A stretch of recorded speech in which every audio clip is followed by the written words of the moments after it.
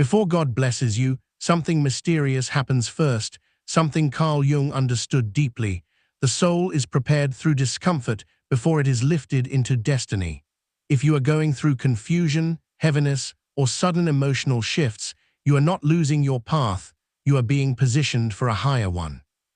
Many people think blessings come wrapped in light, but spiritually, blessings often arrive after a period of inner shaking. Jung said, "There is no consciousness without pain." God cannot elevate you while you still carry the weight of your old self. So before the blessing comes, He begins a process inside you, subtle, quiet, uncomfortable, but necessary. It often starts with isolation. People you trusted begin drifting away. Conversations lose meaning. You feel like you don't belong where you once felt safe. This is not rejection, this is redirection. God separates you so you stop depending on people He never intended to be permanent. Loneliness becomes a sacred classroom where your attention finally turns inward and upward.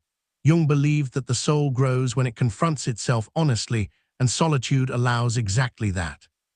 Then comes restlessness. Your old habits suddenly feel empty. Your routines no longer satisfy you. You sense a pull toward something deeper, even though you cannot describe it. This restlessness is spiritual labor pain. Your spirit is preparing to give birth to a new version of you. You may even feel irritated, overwhelmed, or strangely emotional. This is the soul stretching. Your old identity is dissolving. God is clearing space for the blessing you prayed for. Next comes the test of patience. Everything slows down. Answers don't come. Doors open halfway and close again. You feel like God is silent, but this silence is divine. This is where your faith is strengthened. Jung said something powerful: what you resist persists. When you stop resisting, when you surrender, when you trust, even when you feel nothing, that's when the spiritual shift begins. God doesn't bless panic, He blesses surrender. After this, something deeper happens. Your shadow surfaces.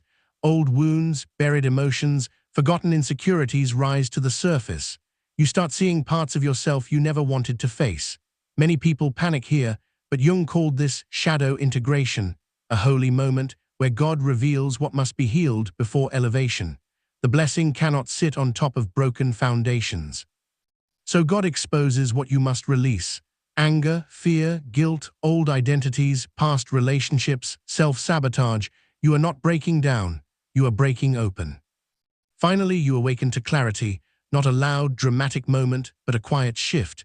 Your mind becomes lighter, your heart becomes calmer, you feel guided without knowing why. You begin to see meaning where you once saw chaos. This is the soul aligning with the blessing. You don't chase anymore, you attract. You don't beg anymore, you trust. You don't fear anymore, you flow. Only then, after the isolation, restlessness, silence, shadow work, and surrender, does God release the blessing. Not because you earned it, but because you became the person who can hold it. The blessing always arrives after the transformation, not before. And if you are feeling this process right now, don't be afraid. You are not being punished. You are being prepared. God is not delaying your blessing.